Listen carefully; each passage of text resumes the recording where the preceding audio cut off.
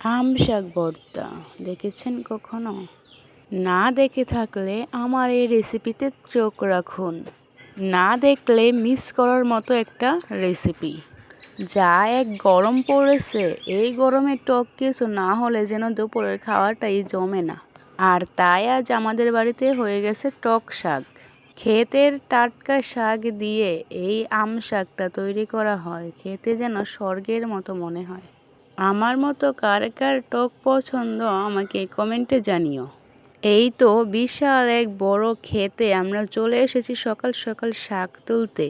আর এইখানে প্রচুর পরিমাণ শাক রয়েছে। এইগুলো কিন্তু আমকুদুইরা শাক। এইখানে পাঁচমিশালি সব শাক রয়েছে। এই দেখো ছোট ছোট ডাঁটা শাকও রয়েছে। এই তো আমার শাক তোলা প্রায় শেষ। এবার চলে যাব বাড়ির দিকে। শাকটা যেহেতু আম দিয়ে রান্না করা হবে, তাই আমি আমগুলো কেটে নিচ্ছি।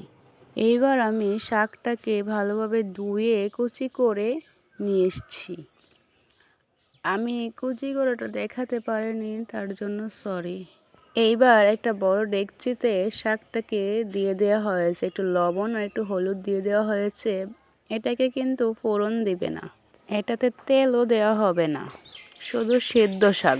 এটাতে অনেকগুলো আম দিয়ে দেওয়া হয়েছে আর কাঁচামরিচ। এটাতে কিন্তু শুকনো লঙ্কা দিবে না, গুঁড়ো দিয়ে ভালো করে চেপে চেপে নাড়তে থাকবে। নেড়ে যখন ভর্তা ভর্তা হয়ে আসবে তখন একটা বাটা দিয়ে, বাটাটার নাম হচ্ছে রাঁধুনি, হজ এবং পেঁয়াজ। এই দুইটা জিনিস একসাথে অ্যাড করে তারপর বেটে দিয়ে দেওয়া হবে।